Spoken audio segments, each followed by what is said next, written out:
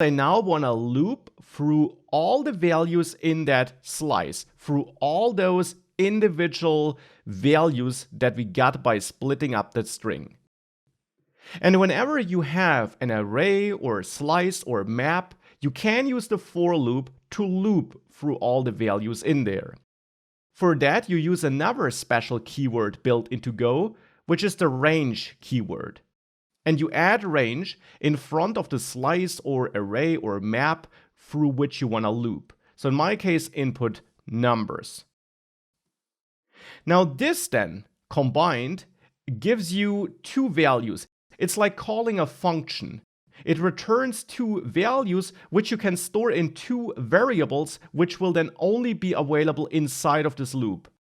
Just as we had the I helper variable before, now we also get two variables by using that special range keyword on an array or slice or map.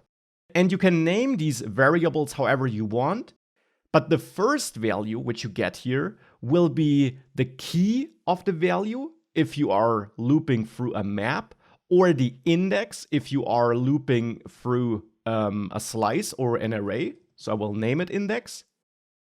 And then separated by a comma, the second value which you get will be the concrete value, no matter if you are looping through a slice, array, or map. Now we create two brand new variables, and therefore we still need the colon equal sign syntax. And then we add curly braces after this line. And this will now go through all the values in this array and give us access to the index or key and the value of the different values stored in that array or slice or map.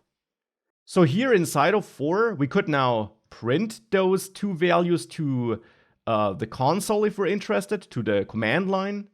And I will actually do that with printf. I'll print the index and I'll print the value like this, and then add a line break thereafter, and I will then point at index and value like that. But of course, that's not the main thing I want to do. Instead, I now want to sum up all those numbers. And therefore, I'll add again another helper variable, sum, which starts at 0. And I want to add the value, so the number I got here, to that sum. For that, it's just important to keep in mind that value here will be of type string, because input numbers is a slice full of strings. And therefore, we first of all need to convert that string to a number. We need to parse it. And we can do this with strconf parse int, which we also used before already. We pass value to parse int, then 0, and then 64. And that will give us the number and potentially an error. Now we'll handle the error case in a second. For the moment, I'll use that good old underscore again to tell Go that I want to ignore that value. And I'll focus on the number for now. Here, that number will then be of type int64. By the way, here we need to add a colon, of course. We got a brand new variable after all. And then this will be of type int64. So we'll still need to convert it to a regular int later. But we can now use that number to set our sum equal to the existing sum plus number converted to an int by wrapping it in this int conversion function.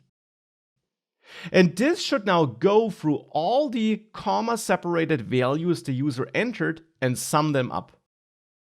So if I thereafter print f, I can output result and then output the sum here in the end. And maybe also add a line break if we want to. And that should now work. If we now save that and we run this application, and we choose the fourth option, we now have to enter our comma-separated list here, like 1, 5, 10. And very important, make sure you don't add any white space or other characters in there. Make sure you really just have numbers and then commas between them. And if I now hit enter, I get 16.